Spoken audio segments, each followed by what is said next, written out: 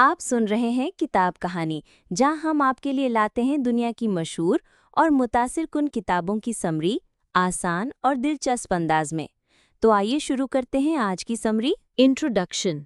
क्या आपने कभी किसी कंपनी के लिए काम किया है? क्या आपने बिना एक्सपीरियंस के शुरुआत की थी और उसके बावजूद क्वालिटी आउटपुट देने की पूरी कोशिश की? क्या आप लेट नाइट जागकर अपने टास्क पूरे करते हैं? इस बुक के ऑथर मॉर्टन हैंसन ने भी कॉर्पोरेट जॉब में सेम यही चीज़ एक्सपीरियंस की थी। वो रात रात भर जागकर अपने ऑफिस के सारे काम निपटाते थे। उन्हें भी ये लगता था कि अगर जी तोड़ मेहनत करोगे तो ही सक्सेस मिलेगी। बाद में उन्होंने अपनी कोवर्कर नैटली का आउटपुट देखा। उन्होंने नैटली का आउटपुट स्टडी किया और महसूस किया कि वो उनसे बेटर आउटपुट देती है। उन्होंने ये भी देखा कि नैटली बिना ओवरटाइम किए सुबह 8 से शाम 6 बजे तक ही काम करती है। नैटली का वर्क परफॉर्मेंस देखकर हैंसन हैरान थे, इसलिए उन्होंने वर्किंग स्मार्टर नॉट हार्डर यानी कड़ी मेहनत नहीं होशियारी से काम करो का तरीका एक्सप्लोर करने का फैसला किया। इस बारे में उन्होंने रिसर्च की और वर्क स्मार्ट के 7 प्रैक्टिस डिस्कवर किए। इसमें पहले 4 प्रैक्टिस अपने काम में मास्टर बनने की तरफ इशारा करते हैं और बाकी के 3 दूसरों के साथ परफेक्टली काम करने का तरीका बताते हैं। ये वर्क स्मार्ट प्रैक्टिस आपको टैलेंट, लक या ज़्यादा घंटे काम किए बिना अपने पूरे परफॉर्मेंस को इम्प्रूव करने में हेल्प करेंगे। इस तरीके से आप अपने करियर गोल्स अचीव कर सकते हैं और फ्यूचर में एक ग्रेट लाइफ एंजॉय कर सकते हैं। Do less then obsess. Office में कई अलग अलग तरह के काम होते हैं जो करने पड़ते हैं। इसके लिए लोगों की ज़रूरत पड़ती है जो ज़्यादा से ज़्यादा काम कर सकें और प्रोडक्टिव बने रहें। आप एक साथ कई काम निपटाने की कोशिश करते हैं जिसका नतीजा होता है हाई स्ट्रेस और थकान। लेकिन आप इस सिचुएशन को अवॉइड कर सकते हैं। उतना ही काम करो जो आपकी कैपेसिटी में हो और अपने काम को लेकर ज़्यादा चिंता करना छोड़ दो। पहला वर्क स्मार्ट प्रैक्टिस है सिर्फ इम्पॉर्टेंट एक्टिविटीज़ को प्रायोरिटी देना और उन पर फोकस करना। चलिए कुछ एग्जाम्पल से समझते हैं। कैथी 56 साल की हैं। वो एक कार के पार्ट बनाने वाली कंपनी में इंजीनियर है। कैथी अपने सबसे इम्पॉर्टेंट काम को प्रायोरिटी देकर खुद को प्रोडक्टिव रखती है, जबकि जो काम ज़्यादा इम्पॉर्टेंट नहीं होते उन पर वो ज़्यादा फोकस नहीं करती है। दूसरी तरफ मरिया हैं, जो 50 साल की हैं और एक बैंक में मॉर्टगेज स्पेशलिस्ट हैं। मरिया का प्रोडक्टिविटी लेवल बहुत सारा काम करने पर डिपेंड करता है। नतीजा ये होता है कि इतनी सारी एक्टिविटीज़ के बाद वो एकदम थका हुआ फील करने लगती है। सुजन बिशप का भी मरिया जैसा हाल है। बिशप एक एग्जीक्यूटिव सर्च कंसल्टेंट है जिन्हें अपने क्लाइंट से अलग अलग तरह की रिक्वेस्ट्स मिलती रहती हैं और उसे कस्टमर्स को खुश रखने के चलते उनकी हर रिक्वेस्ट को पूरा करना पड़ता है। बिशप ज़्यादा से ज़्यादा टास्क लेने को तैयार रहती थी, लेकिन इस मल्टीटास्किंग की वजह से वो किसी भी एक टास्क को पूरा टाइम और एफर्ट नहीं दे पाती है। मल्टीटास्किंग इफ़ेक्टिव नहीं होता है। आपका ब्रेन एक टाइम पर सिर्फ एक ही चीज़ पर फोकस कर सकता है। मिलान के इटालियन जजेस पर की गई एक स्टडी से ये बात निकलकर सामने आई कि जो जज एक केस को पूरा करने के बजाय दूसरे केस भी साथ में सॉल्व करते हैं, वो केस को पूरा करने में ज़्यादा समय लेते हैं, जबकि वो जज जो एक समय पर एक ही केस हाथ में लेते हैं, वो जल्द से जल्द उस केस को निपटा देते हैं। यानी एक साथ कई टास्क हाथ में लेने से काम का प्रोसेस स्लो हो जाता है और प्रोडक्टिविटी भी कम हो जाती है। चलिए एक और एग्जाम्पल लेते हैं। ज़ीरो ओनो, जो 91 साल के हैं, वो हमेशा क्वालिटी वर्क की इम्पोर्टेंस पर फोकस करते हैं। ओनो एक सुशी शेफ है जिनका अपना रेस्टोरेंट है। उनके रेस्टोरेंट में रोज़ सिर्फ 20 पीस सुशी बिकती है। ओनो इस बात का पूरा ध्यान रखते हैं कि वो जो 20 पीस सुशी बेच रहे हैं वो सबसे बेहतरीन तरह से बना हो और हर पीस का टेस्ट एकदम परफेक्ट हो। हर पीस को परफेक्ट बनाने के लिए ओनो अपना पूरा टाइम और एनर्जी लगा देते हैं। यानी उनका फोकस इस बात पर रहता है कि वो जो 20 पीस बेचे जो टेस्टी हो, बजाय इसके कि वो 20 से ज़्यादा पीस बेचे जो बेस्वाद हो। इसलिए प्रोडक्ट या सर्विस की क्वालिटी इस बात पर डिपेंड करती है कि आप उस पर कितना एफर्ट लगा रहे हैं और कितनी डिटेल में उस पर ध्यान दे रहे हैं। अगर आप कोई एक काम कर रहे हैं तो सिर्फ उसी पर फोकस रखो और उसमें तब तक इम्प्रूवमेंट करते रहो जब तक कि आपको परफेक्ट रिजल्ट ना मिल जाए, चाहे इसके लिए आपको दूसरे काम को अवॉइड करना पड़े, क्योंकि एक साथ कई टास्क करने से आपका अटेंशन डाइवर्ट हो सकता है। Do less then obsess principle को काम के स्टेप्स को सिंपल बनाकर किया जाता है। जैसे कि एग्जाम्पल के लिए एक प्रेजेंटेशन में 15 स्लाइड्स को एक पेज पर लाया जा सकता है। इसके लिए आपको पूरे टॉपिक के लिए बेस्ट आउटलाइन चूज करना होगा। आप खुद से पूछ सकते हैं कि मेन प्रॉब्लम क्या है और एक ग्राफिक यूज करो जो सबसे इंपॉर्टेंट इन्फॉर्मेशन को डिस्प्ले करे। आप हर एक टॉपिक के फर्क को हाईलाइट करने के लिए अलग अलग कलर भी यूज कर सकते हैं। प्रिंसिपल अप्लाई करने के लिए फोकस भी काफ़ी इंपॉर्टेंट है। टास्क पर कॉन्सेंट्रेट करने के लिए डिस्ट्रैक्शंस को अवॉइड करने की कोशिश करो। अगर आप टाइम से पहले ही डिस्ट्रैक्शंस को पहचान लोगे तो उन्हें वक्त रहते दूर कर सकते हो। जैसे मान लो आपने एक बुक लिखने का गोल बनाया है। ईमेल या सोशल मीडिया देखने की इच्छा को खत्म करने के लिए आप अपने इंटरनेट ब्राउज़र, मैसेजिंग और सोशल मीडिया ऐप्स हटा सकते हैं ताकि आप बिना डिस्ट्रैक्ट हुए अपनी बुक कंप्लीट कर सकें। आप अपने काम के स्कोप को लेकर अपने बॉस की उम्मीद को भी मैनेज कर सकते हैं। अगर आपका बॉस आपको बिना क्लियर डायरेक्शन के ज़्यादा काम दे रहा है तो आप कोई स्पेसिफिक टास्क सजेस्ट कर सकते हैं जिस पर आपको काम करने की ज़रूरत है, लेकिन इस बात का ध्यान रहे कि उस टास्क को आपको पूरा एफर्ट देना है ताकि एक्सीलेंट रिजल्ट डिलीवर किया जा सके। आप अपनी बॉस से ये भी पूछ सकते हैं कि आपके टास्क को रीप्रायोरिटाइज करने से उन्हें कोई प्रॉब्लम तो नहीं है। इससे आपको सबसे इम्पॉर्टेंट टास्क पर फोकस करने में हेल्प मिलेगी। Redesign your work. अगर आप बेटर परफॉर्म करना चाहते हैं तो आपको अपने पुराने तरीकों को रीडिज़ाइन करना होगा। ग्रेग ग्रीन, जो कि क्लिंटनडेल हाई स्कूल के प्रिंसिपल हैं, उन्होंने रीडिज़ाइनिंग प्रिंसिपल यूज़ किया था। क्लिंटनडेल स्कूल के पुरानी और इनइफेक्टिव टीचिंग मेथड्स की वजह से वहाँ के स्टूडेंट्स की परफॉर्मेंस दिन ब दिन खराब होती जा रही थी। इस वजह से स्टूडेंट्स का फोकस, एग्जाम में मार्क्स और ग्रेजुएशन रेट कम हो रहे थे। ग्रीन ने इन मुद्दों को अपने हाथ में लिया क्योंकि इससे स्कूल की परफॉर्मेंस पर बुरा असर पड़ रहा था। उन्होंने डिसाइड किया कि वो क्लिंटनडेल के टीचिंग और लर्निंग मेथड को रीडिज़ाइन करके स्कूल की खराब परफॉर्मेंस को पलटकर एक्सीलेंट परफॉर्मेंस में बदल देंगे। ग्रीन ने वो कोचिंग मेथड अप्लाई किया जो उन्होंने अपने बेटे के बेसबॉल की लिटिल लीग टीम में यूज़ किया था। उन्होंने ये डिस्कवर किया कि गेम के बेसिक सिखाने के लिए ऑनलाइन इंस्ट्रक्शन वीडियोस काफ़ी अच्छा मटेरियल प्रोवाइड करते हैं। इन वीडियोस में जो एग्जाम्पल दिए गए थे जिन्हें उनके बेटे की टीम फॉलो कर सकती थी और उन्हें विजुअलाइज कर सकती थी। इतना ही नहीं, प्लेयर्स जब चाहे उन वीडियोस को रीप्ले या स्टडी भी कर सकते थे। ग्रीन को उन्हें बार बार सिखाना भी नहीं पड़ता था क्योंकि वो पहले से तैयार होकर प्रैक्टिस करने के लिए आते थे। इससे प्रैक्टिस टाइम का भी बेहतर इस्तेमाल होने लगा। कोच की बातें सुनने और आगे क्या करना है ये पता करने के बजाय प्लेयर्स डायरेक्ट खेलने चले जाते थे। ग्रीन ने ये मेथड क्लिंटनडेल हाई स्कूल में अप्लाई किया जहां स्टूडेंट्स घर पर बैठे लेसन सीख सकते थे और स्कूल में अपना होमवर्क कर सकते थे। यहां उनका गोल ये था कि स्टूडेंट्स आपस में और टीचर्स के साथ इंटरैक्ट करके अपनी नॉलेज को और उसे किस तरह अप्लाई किया जा सकता है उसे बढ़ा सकें। ग्रीन का मानना था कि स्टूडेंट्स को घंटों क्लासरूम में बैठाकर रखने के बजाय इस मेथड के जरिए ज़्यादा बेटर तरीके से सिखाया जा सकता है और घर पर होमवर्क करना भी इनइफेक्टिव था, क्योंकि अगर मान लो उन्हें किसी सब्जेक्ट में कोई डाउट हुआ तो उनका डाउट कौन दूर करेगा। ग्रीन ने जब इस स्ट्रैटेजी को अप्लाई किया तो क्लास का 80% समय प्रॉब्लम को सॉल्व करने में और 20% बच्चों को सिखाने के लिए यूज होने लगा। इस स्ट्रैटेजी के कारण टीचर्स को वर्क लाइफ बैलेंस क्रिएट करने में हेल्प मिली और स्टूडेंट्स को और ज़्यादा स्टडी टाइम मिलने लगा। स्टूडेंट्स के फेल होने का रेट भी कम होने लगा और ग्रेजुएशन रेट बढ़ने लगा। रीडिज़ाइनिंग प्रिंसिपल का मतलब है ज़्यादा काम नहीं बल्कि स्मार्ट तरीके से काम करना, और ये आउटपुट से वैल्यू प्रोड्यूस करने से भी जुड़ा हुआ है। ये प्रिंसिपल तब अप्लाई होता है जब आप किसी गोल को उसके कंट्रीब्यूशन को टारगेट किए बिना ही अचीव करने में बिजी होते हैं। जैसे एग्जाम्पल के लिए, एक इंजीनियर का टास्क है कि उसे एक quarterly project status report submit करना है। इंजीनियर अपना सारा टाइम रिपोर्ट बनाने में खर्च करता है ताकि वो इसे टाइम से भेज सके। ये एक गोल है जो पूरा किया गया, पर क्या कंपनी को इस रिपोर्ट से कुछ फ़ायदा हुआ? प्रॉब्लम यह है कि ज़्यादातर लोग अपनी परफॉर्मेंस को काम के वैल्यू के बजाय नंबर ऑफ आउटपुट से मेजर करते हैं। इसका एक उदाहरण है डॉक्टर, जो अपनी परफॉर्मेंस को सही डायग्नोस करने के बजाय पेशेंट ने कितनी बार विजिट किया है उससे डिसाइड करते हैं। उनका ध्यान पेशेंट के फायदे से ज़्यादा इस बात पर रहता है कि वो अपना पर्सनल गोल अचीव कर सकें। इसीलिए करंट वर्क हैबिट्स को रीडिज़ाइन करना स्मार्ट वर्क करने का सीक्रेट है। ये प्रैक्टिस इंसान को इनकरेज करती है कि वो गोल्स के बजाय ज़्यादा वैल्यू देने पर ध्यान दे, क्योंकि इससे उसकी प्रोडक्टिविटी बढ़ेगी और दूसरों को भी फ़ायदा होगा। जैसे एग्जाम्पल के लिए, एक एलिमेंट्री स्कूल के टीचर को एग्जाम में ज़्यादा मार्क्स लाने के बजाय स्टूडेंट्स को मैथ्स में इंप्रूव करने में मदद करनी चाहिए। एक और एग्जाम्पल लेते हैं कॉल सेंटर के सर्विस रिप्रेजेंटेटिव का, जिसे पहले कॉल में ही क्लाइंट की प्रॉब्लम फिक्स करने पर फोकस करना चाहिए, बजाय हर घंटे में 10 क्लाइंट से बात करने के। इसीलिए टर्म बेनिफिट्स टू अदर्स का मतलब है ऐसा वर्क आउटपुट देना जो कंपनी, कलीग्स, कस्टमर्स, सप्लायर्स और डिपार्टमेंट्स को वैल्यू प्रोवाइड कर सके। Don't just learn, loop. किसी स्किल में एक्सपर्ट बनने के लिए आपको 10,000 घंटे की प्रैक्टिस चाहिए।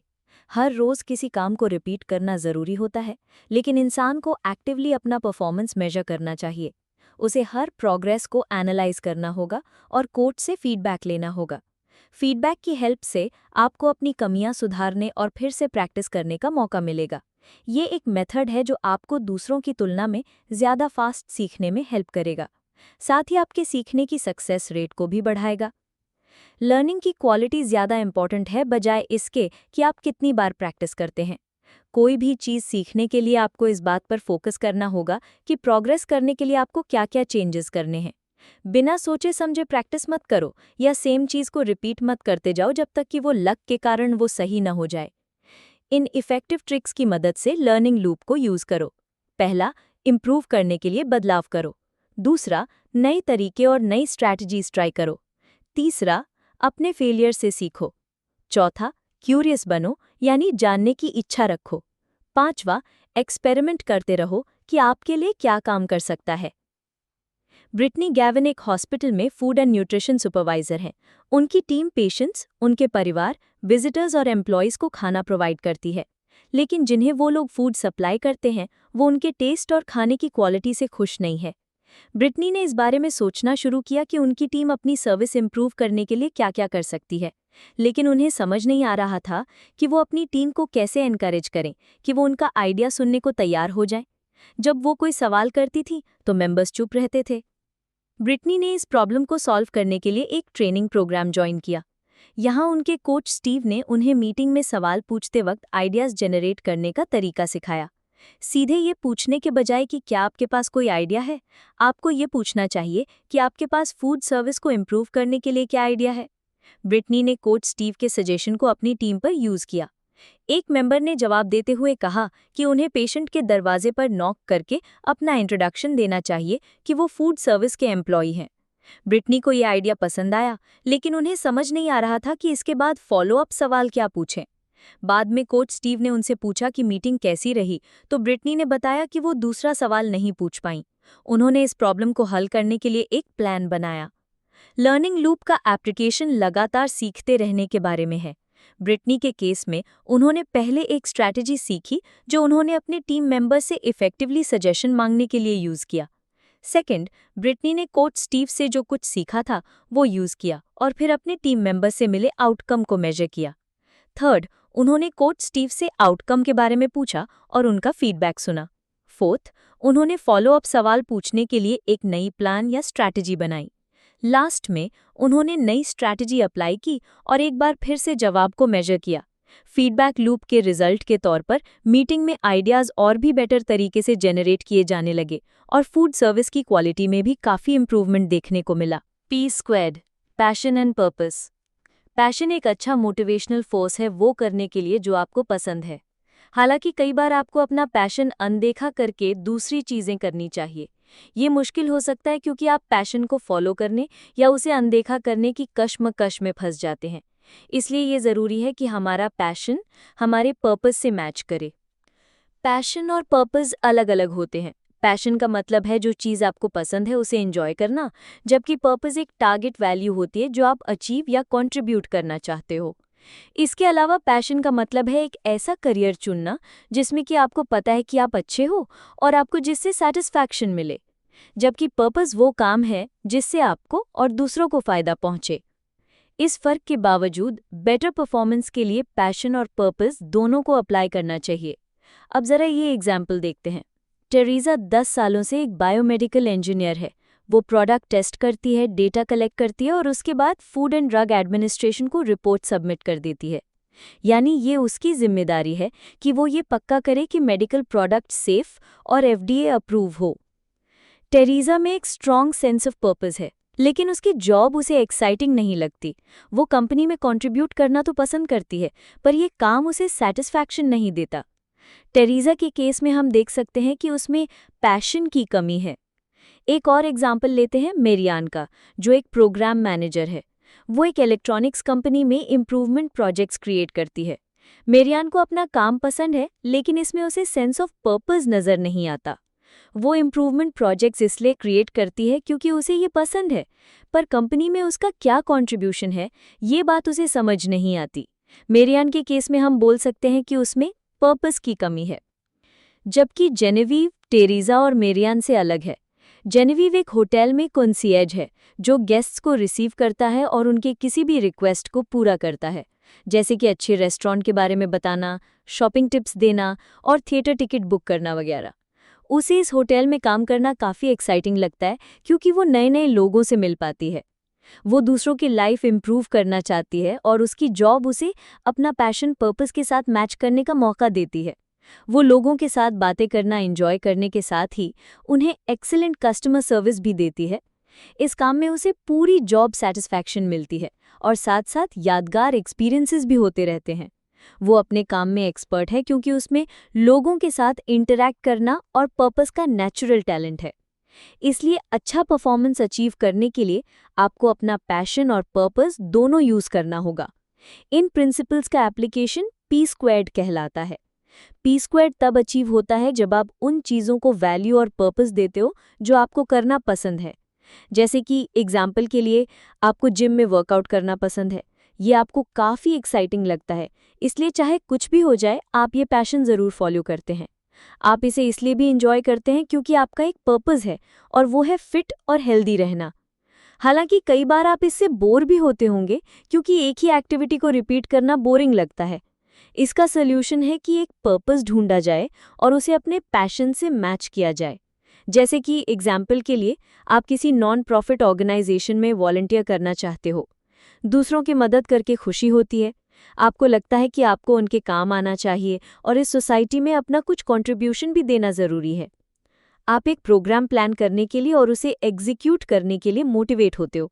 इसके बाद आप अभी भी दूसरों की ज़रूरतें देख पा रहे हो, इसलिए आप अपना कंट्रीब्यूशन इम्प्रूव करने का माइंड बनाते हो ताकि बहुत से और लोगों का भी भला हो सके। इस केस में आप अपने पैशन और पर्पस दोनों से काम करते हो, जिससे आपका और आपके कम्युनिटी का दोनों का भला हो सके। इसलिए पैशन और पर्पस मिलकर आपको एक्साइटमेंट, खुशी और इंस्पिरेशन देते हैं। ये आपकी ड्राइविंग फोर्स की तरह हैं जो आपको कुछ ऐसा करने के लिए जो आपको पसंद हो और जिसकी वैल्यू हो, इंस्पायर करता है। ये आपको एनर्जी देता है और अपनी क्वालिटी ऑफ वर्क इम्प्रूव करने का मौका देता है। पैशन के साथ अगर सेंस ऑफ पर्पस भी हो तो ये आपको अपना काम लगातार करने के लिए मोटिवेट करता है। Forceful champions. इससे पहले के चैप्टर्स में हमने डिस्कस किया था कि कैसे आप खुद स्मार्ट वर्क कर सकते हैं। आगे के चैप्टर्स में हम ये बताएंगे कि अपनी टीम के साथ मिलकर स्मार्ट वर्क कैसे किया जाए। कोलैबोरेशन, टीम वर्क और एडवोकेसी यानी किसी चीज़ को सपोर्ट करना, ये सब मिलकर वर्कर की परफॉर्मेंस पर असर डालते हैं।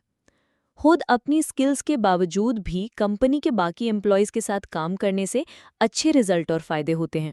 बेशक इससे अनसर्टेनिटी बढ़ सकती है, खासकर तब जब किसी प्रोजेक्ट को सक्सेसफुल बनाने के लिए आपको दूसरों का सपोर्ट चाहिए होता है। अगर आप लोगों को साथ मिलकर काम करने के लिए राजी करना चाहते हैं तो इसके लिए पावर पॉइंट और ईमेल के जरिए अपना पॉइंट प्रेजेंट करना इफेक्टिव तरीका नहीं है। इस प्रैक्टिस का नतीजा फिर से वही निकलेगा, डूइंग मोर यानी ज्यादा करना, और ये काम करने का स्मार्ट तरीका बिल्कुल नहीं है। इसका सोल्यूशन बस यही है कि आप फोर्सफुल चैंपियंस की 2 स्किल्स में एक्सपर्ट बन जाए। फर्स्ट स्किल है लोगों के इमोशंस को जगाकर उन्हें इंस्पायर करना। राइटर और एक्टिविस्ट माया एंजेलो का मानना है कि लोग ये कभी नहीं भूलते हैं कि आप उन्हें कैसा फील कराते हैं।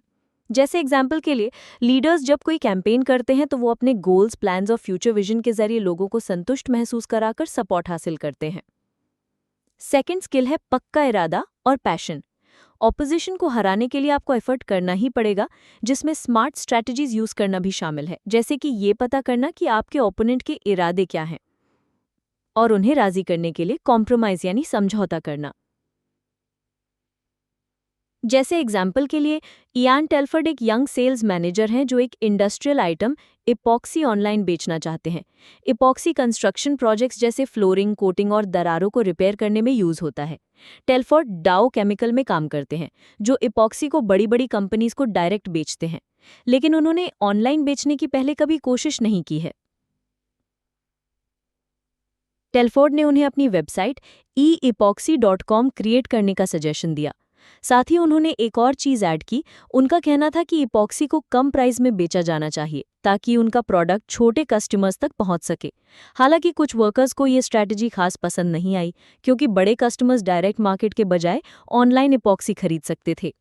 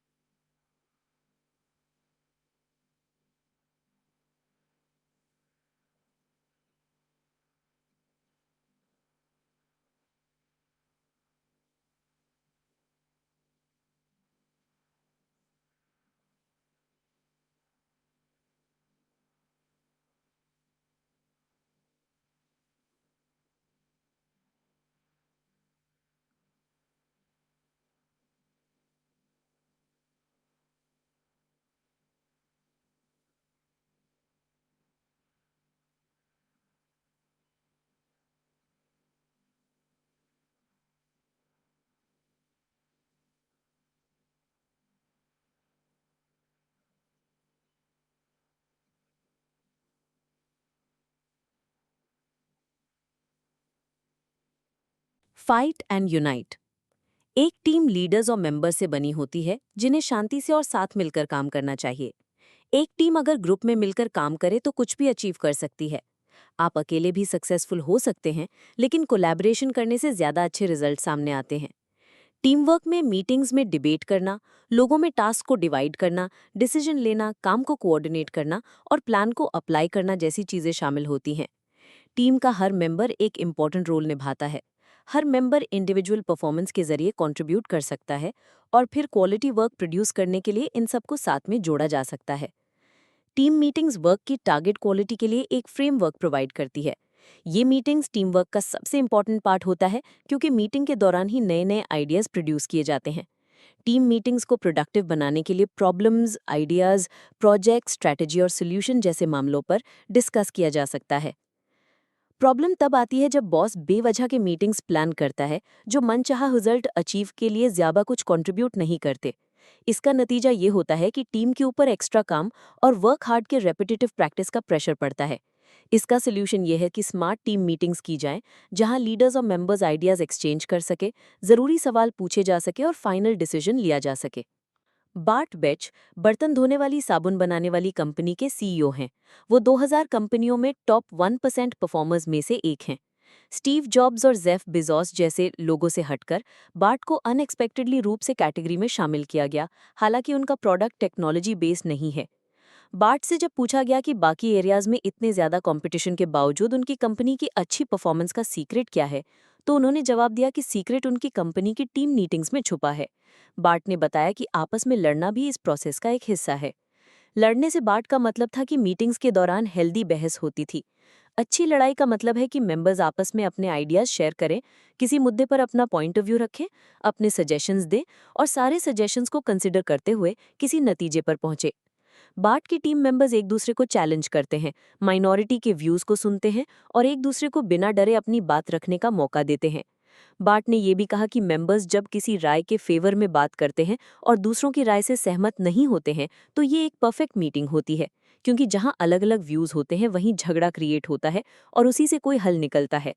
बार्ट मानते हैं कि ये आइडियाज़ इकट्ठा करने का एक अच्छा तरीका है जिसे यूज़ करने के लिए इम्प्रूव किया जा सकता है। ऐसी टीम मीटिंग्स में कोई फिजिकल फाइट या पर्सनल बहस नहीं होती। डिबेट सिर्फ इसलिए की जाती है कि आइडियाज़ एक्सचेंज किए जा सके, क्योंकि मीटिंग करने का मकसद होता है कि हर एक मेंबर को बोलने, शेयर करने और किसी बात के खिलाफ बोलने का मौका मिल सके। उसके बाद जो भी सजेशंस प्रेजेंट किए जाते हैं, उनके बेसिस पर ही लीडर्स डिबेट के अंत में कोई डिसीजन लेते हैं। बार्ट का मानना है कि ऐसे कंफर्टेबल मीटिंग्स जहां मेंबर्स अपने बोल्ड आइडियाज शेयर करने से कतराते हैं, उससे बेहतर वो मीटिंग है जिसमें खुलकर बहस होती है और जहां सबकी बात सुनी जाती है। टीम मीटिंग के दौरान मेंबर्स की आपसी बहस उन्हें और भी बेटर परफॉर्म करने में हेल्प करती है, क्योंकि एक दूसरे के सजेशन पर बहस करने के बाद वो साथ मिलकर किसी नतीजे पर पहुंचते हैं और एकजुट होकर काम करते हैं। The two since of collaboration. Collaboration यानी सहयोग या एक साथ मिलकर काम करने में दो तरह की गलती हो सकती है, जिन्हें अंडर कोलैबोरेशन और ओवर कोलैबोरेशन कहते हैं। अंडर कोलैबोरेशन तब होता है जब ग्रुप मेंबर्स का आपस में ज़्यादा इंटरैक्शन नहीं होता, सिर्फ थोड़ा बहुत कम्युनिकेशन होता है। जबकि ओवर कोलैबोरेशन में कलीग्स का आपस में बहुत ज़्यादा इंटरैक्शन होता है। इन दो तरह की गलतियों को अवॉइड करने के लिए डिसिप्लिन्ड कोलैबोरेशन की ज़रूरत है, जो वर्कर्स को बेटर परफॉर्म करने में हेल्प करती है। हालांकि ग्रेट परफॉर्मेंस के लिए कोलैबोरेशन की जरूरत पड़ती है। टीम को भी इफेक्टिव तरीके से कोलैबोरेट करने के तरीके ढूंढने होंगे। डिसिप्लिन्ड कोलैबोरेशन में शामिल है ध्यान से सही कोलैबोरेशन एक्टिविटीज़ को सिलेक्ट करना और बेकार की एक्टिविटीज़ को अवॉइड करना। एक और फैक्टर है, सक्सेसफुल रिजल्ट पाने के लिए हमें स्पेसिफिक रूल्स फॉलो करने होंगे ताकि हम उन चुनी हुई एक्टिविटीज़ को इफेक्टिवली फिनिश कर सकें। डिसिप्लिन्ड कोलैबोरेशन करने के लिए आपको ये 5 रूल्स फॉलो करने होंगे। फर्स्ट, कोलैबोरेशन का पर्पस ढूंढना। अगर आपको पर्पस पर थोड़ा डाउट है तो कोलैबोरेट करने से मना कर दो। सेकंड, एक प्लान या गोल क्रिएट करो जो मेंबर्स को एक्साइट कर सके और वो प्रोजेक्ट को प्रायोरिटी देने के लिए तैयार हो सके। थर्ड, टीम को कोलैबोरेशन के रिजल्ट के लिए रिवॉर्ड दो। फोर्थ, पैसा, टाइम और स्किल्स, ये सारे रिसोर्सेज कोलैबोरेशन में यूज़ करो। एक भी रिसोर्स वेस्ट नहीं जाना चाहिए। अगर रिसोर्स को कलेक्ट करना मुश्किल है तो अपने काम को स्कोप यानी दायरे को छोटा करो या ज़रूरत के रिसोर्स को बदलो। फिफ्थ, मेंबर्स के बीच भरोसा बढ़ाने और झगड़े या बहस से बचने के लिए ट्रस्ट बूस्टर्स यानी भरोसा बढ़ाने वाले तरीके यूज़ करो। कोलैबोरेशन के लिए इन रूल्स को अप्लाई करना जरूरी है। इसका एक एग्जाम्पल है फोर्ट डॉज हॉस्पिटल के हेल्थ लीडर्स द्वारा यूज की जाने वाली स्ट्रैटेजी। इसकी शुरुआत तब हुई थी जब हॉस्पिटल स्टाफ एक गंभीर रूप से बीमारी पेशेंट का ठीक से इलाज नहीं कर पाया था, जिसके कारण उसकी मौत हो गई थी। तब हॉस्पिटल के लीडर्स ने हॉस्पिटल के डॉक्टर्स, नर्सेज और देखभाल करने वालों का बिहेवियर चेंज करने के लिए एक नया प्रोग्राम इंट्रोड्यूस किया। लीडर्स ने 5 रूल्स अप्लाई किए क्योंकि टीम के अंदर डिसिप्लिन्ड कोलैबोरेशन का फ्रेमवर्क नहीं था। सबसे पहले उन्होंने स्टाफ के सामने सवाल रखा कि कोलैबोरेशन के बारे में वो क्या सोचते हैं। इस सवाल का मकसद ये था कि ट्रीटमेंट और केयर की क्वालिटी को इम्प्रूव करने के साथ साथ पेशेंट को कम खर्चे में बेटर हेल्थ प्रोवाइड की जा सके। सेकेंड, टीम ने पेशेंट के दोबारा एडमिशन को कम करने के लिए एक प्लान लॉन्च किया क्योंकि ये बहुत महंगा पड़ता था। इसका मकसद था पेशेंट्स को average cost per treatment provide करना। थर्ड, लीडर्स ने एक रिवॉर्ड सिस्टम रखा जिससे कि मेंबर्स को अपनी ड्यूटी और भी बेहतर तरीके से निभाने के लिए मोटिवेट किया जा सके। इससे हॉस्पिटल स्टाफ को महंगे रीएडमिशन यानी दोबारा एडमिशन के इफेक्ट को समझने में हेल्प मिली। फोर्थ, लीडर्स ने मेंबर्स के फुल पोटेंशियल को यूज करने के लिए एक क्रॉस ऑर्गेनाइजेशन कोऑर्डिनेटर को हायर किया। कोलैबोरेशन एक्टिविटीज को एक लीडर चाहिए जो स्टाफ के एफर्ट को बढ़ा सके, स्टाफ को मैनेज कर सके और उन्हें गाइडेंस दे सके। कोऑर्डिनेटर की जिम्मेदारी में वीकली मीटिंग रखने से लेकर दोबारा एडमिट किए गए पेशेंट्स की लिस्ट को रिव्यू करना और दूसरे हॉस्पिटल से स्पेशलिस्ट को इन्वाइट करना शामिल है। कोऑर्डिनेटर का काम है मीटिंग के जरिए टीम का दूसरी टीम्स के साथ इंटरैक्शन करवाना। ये मीटिंग स्टाफ को अपने आइडियाज एक्सचेंज करने और एक्सपर्ट से सीखने में भी हेल्प करती हैं। इस तरह 5th रूल अचीव किया जाता है, जिसका मतलब है टीम मेंबर्स के बीच भरोसा बढ़ाना। फोर्ट डॉज हॉस्पिटल के लीडर्स ने जो प्रोग्राम लॉन्च किया था वो काफ़ी सक्सेसफुल रहा था, जिसका नतीजा ये हुआ कि रीएडमिशन की रेट काफ़ी हद तक कम हो गई थी। पेशेंट्स अब मेडिकल टीम पर भरोसा कर सकते थे क्योंकि वो पूरी तरह से तैयार रहते थे। और ये सब डॉक्टर्स, नर्सेज और केयरगिवर्स के कोलैबोरेशन से हुआ था, जिन्होंने टारगेट रखा था अपने पेशेंट्स को एवरेज कॉस्ट पर अच्छी हेल्थ केयर फैसिलिटीज प्रोवाइड करना। इसलिए डिसिप्लिन्ड कोलैबोरेशन को 5 रूल्स फॉलो करके अचीव किया जा सकता है, जिसका नतीजा होगा better work performance, satisfied customers और हाई क्वालिटी रिजल्ट्स। अगर आपको ये समरी पसंद आई हो तो वीडियो को लाइक करें, शेयर करें और चैनल को सब्सक्राइब करना ना भूलें ताकि आपको हर नई वीडियो की बरवक्त इत्तला मिलती रहे। आप नीचे कमेंट्स में हमें ये भी बता सकते हैं कि अगली वीडियो में आप किस किताब की समरी सुनना चाहते हैं। इल्म बांटिए, सोच बदलिए। अगली वीडियो तक के लिए इजाज़त दीजिए।